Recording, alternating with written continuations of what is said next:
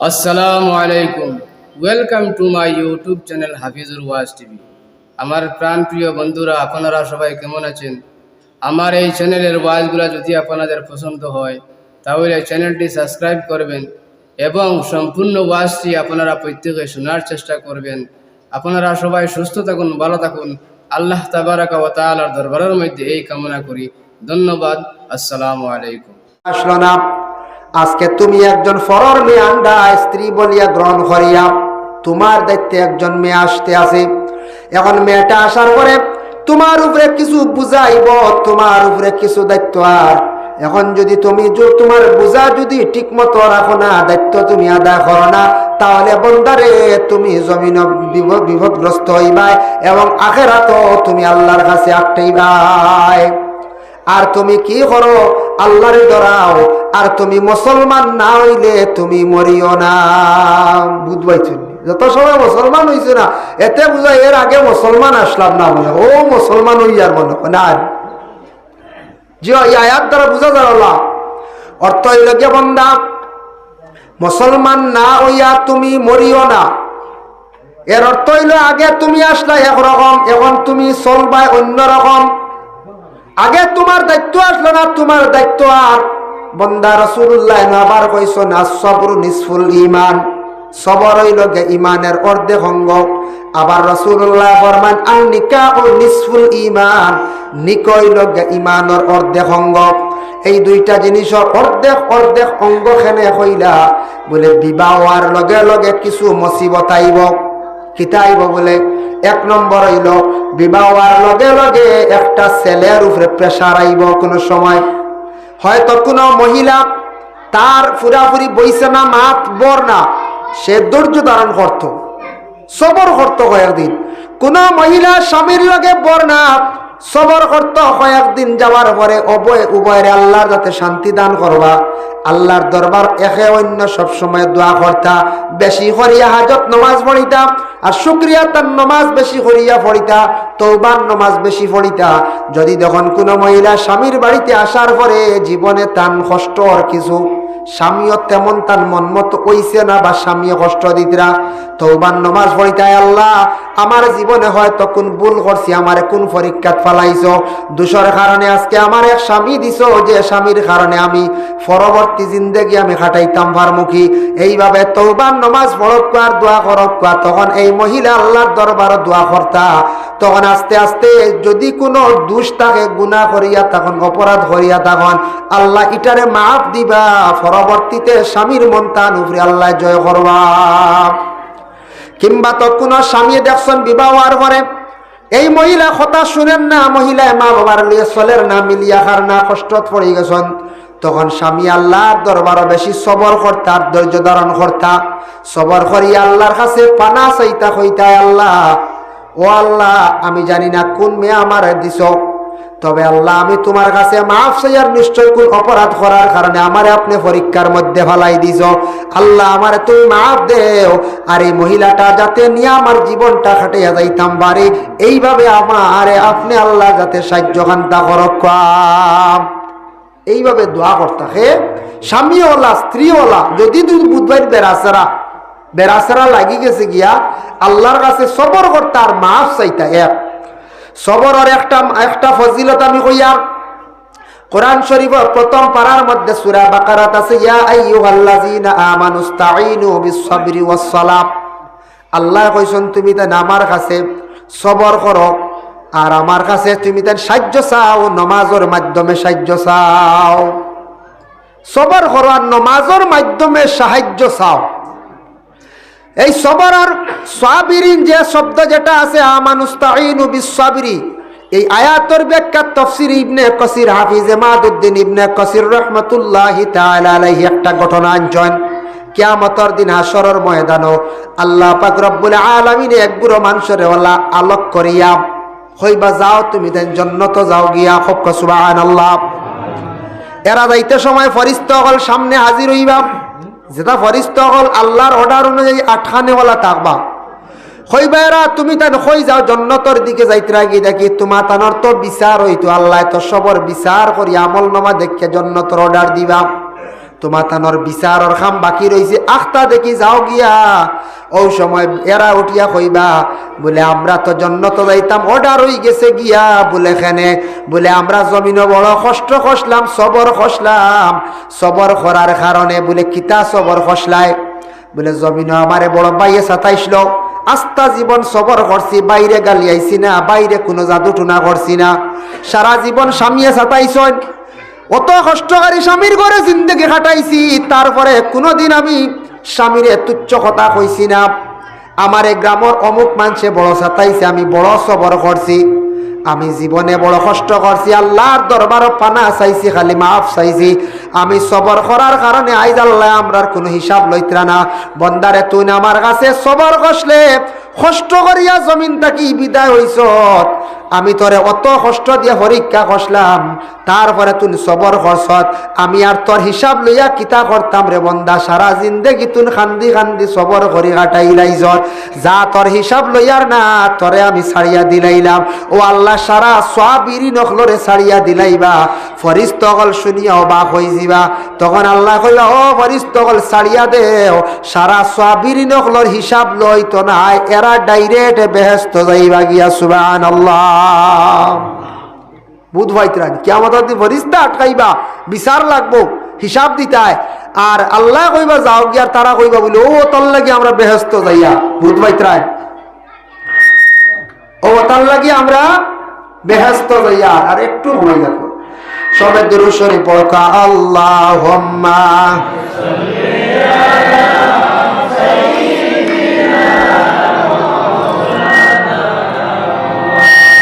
وعلى آل سيدنا مولانا اللهم صل على سيدنا مولانا محمد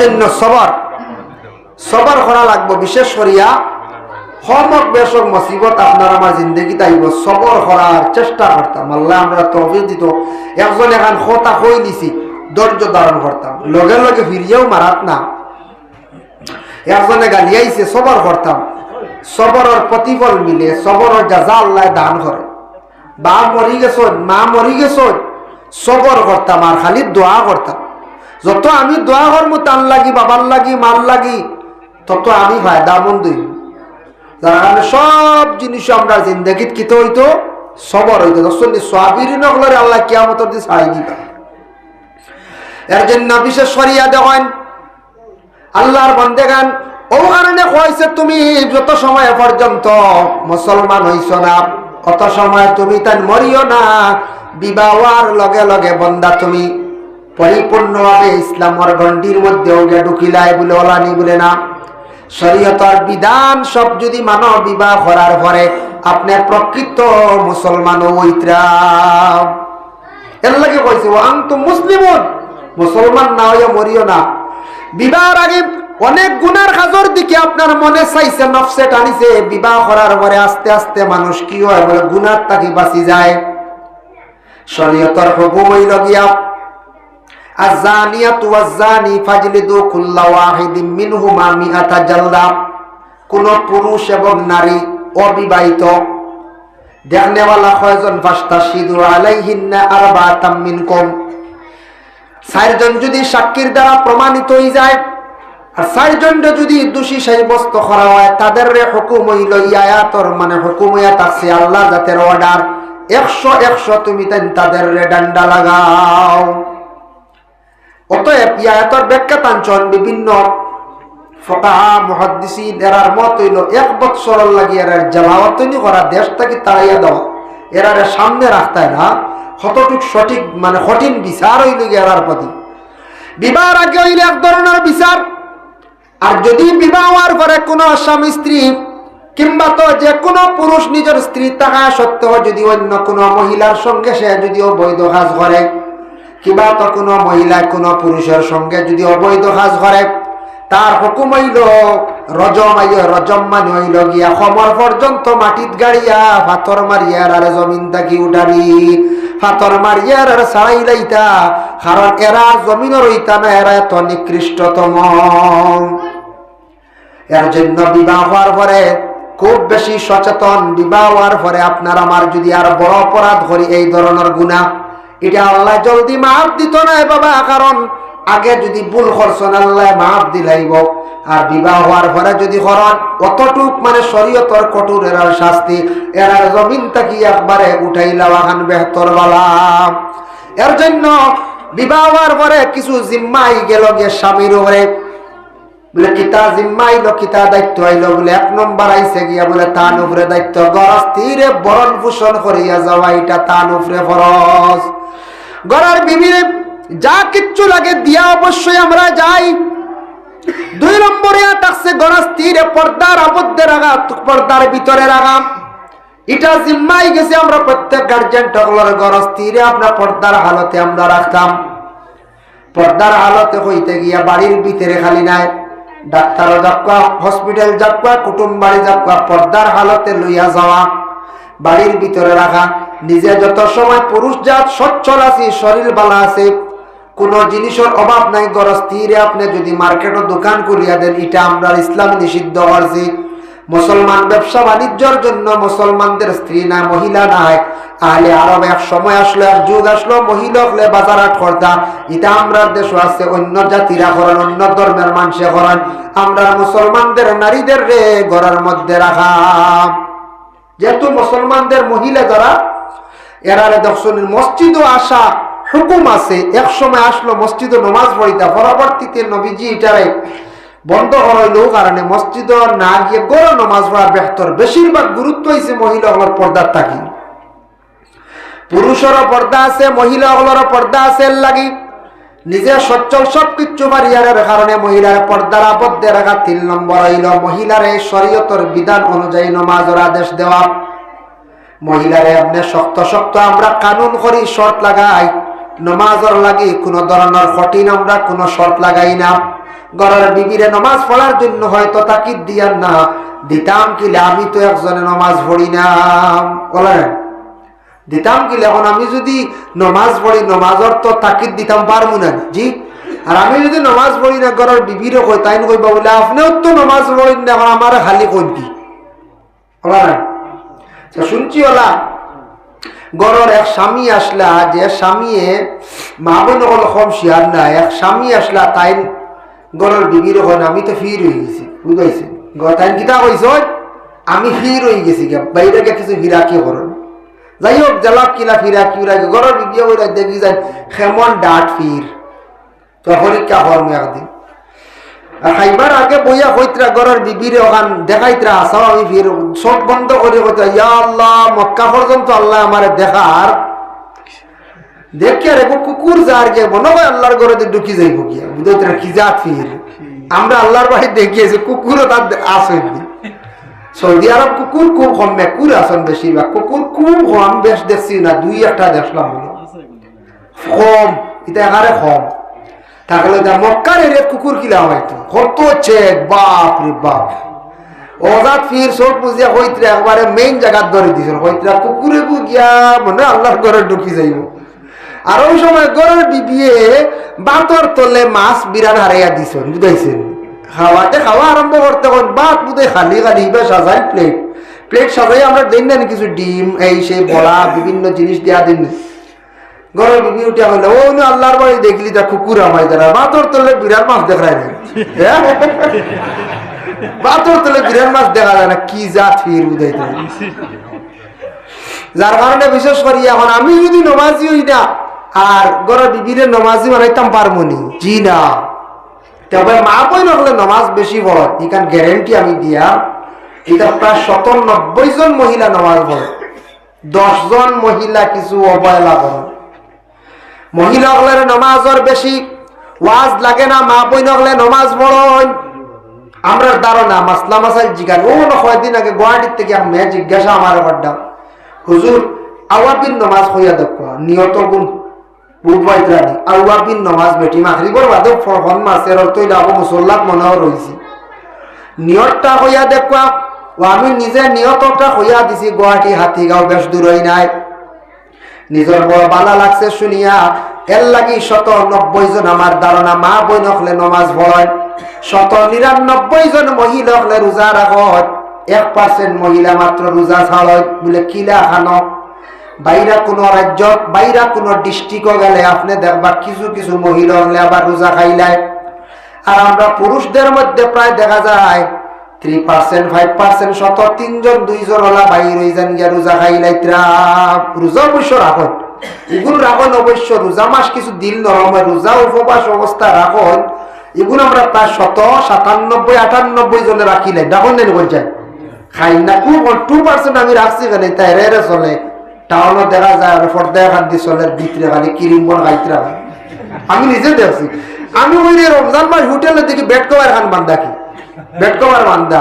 বাজে জিজ্ঞাসা করলাম কইলাম বেড কভার বান্ধা কি হোটেল তো খোলা থাকে ওপেন কইলা ইতে গুরু আসন রানিং দিয়া ইয়া 12টা বাদে 100 খাই বুঝাইছে হে ওরা দোকানদারে বড় সুন্দর বেড কভার বান্ধিয়া তৈরি দিছে তার কাস্টমার জানা আছে এটা ইয়া হলো বলে আমাই বুঝাইছেন ওইটা আসন মিজোরাম গেলে কোন জায়গা অরুণাচল মোটামুটি ওলা 2% 3% বাড়ই যায় গিয়া কিন্তু মেইন হইছে গিয়া নমাজের মধ্যে আমরা খুব বেশি কমি নমাজ যত সময় পর্যন্ত বাবা আমরা যে কোনো মুসলমান হলে আমরা নমাজটারে সঠিক নিয়মে সঠিকভাবে জীবনে আদায় করতাম পারতাম নাই যত সময় সঠিকভাবে খুলুসিয়তের সহিত ইখলাসের সহিত ইতমিনানের সহিত আল্লাহর ওয়াস্তে আল্লাহ রাজি করার উদ্দেশ্যে নামাজ পড়তাম নাই তত সময় পর্যন্ত আমরা মুসলমান হইয়া মুমিনি দরজায় গিয়ে পৌঁছিতাম পারতাম নাই মুমিন না হইলে জান্নাত আমরা পাইতাম নাই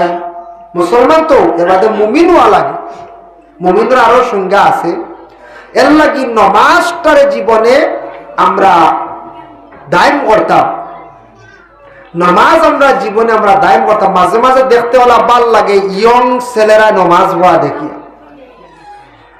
বেশি দিন নাই আজ থাকি 6-8 বছর হয়েছে বছর আগে আমি একবার নেপাল গেছিলাম যাইতে সময় আমি নিউ করিমগঞ্জ ট্রেনে উঠলাম নিউ জলপাইগুড়ি যাইতাম এনজিবি যাওয়ার আগে ট্রেনও দেখলাম আমরাও খাসার জেলার কয়েকজন ছেলেরা উঠছেন ট্রেনও ওঠার পরে দেখলাম এর মধ্যে থাকি কয়েকজন ছেলেরা খালি লুডু খেলাইতরা মোবাইল চালানি নিয়ে ব্যস্ত না নামাজ না কিচ্ছু বিলকুল নাই ট্রেনও তো নামাজ পড়া যায় বসিয়া এর মধ্যে একটা ছেলে পাইলাম আমরা ও বরাকর দেখলাম হরক নামাজ পড়ে আর একটা ছেলে পাইলাম পশ্চিমবঙ্গের কলিকাতার হরক নামাজ পড়ে দুইটা ছেলে আমরা দুইজন মেসাব আসলাম আমরাও পড়ি আর পরবর্তীতে দুইটা ছেলে আমরা আর কাছে আসছো না সারপরে কইলা হুজুর কই যাইতা বলে অমুক জায়গা ও কলকাতার ছেলেটা আমারে উঠিয়া কইল হুজুর থোড়া নসিহত করকা এরা দেখিয়া ই পরিমাণ খেলায় মগ্ন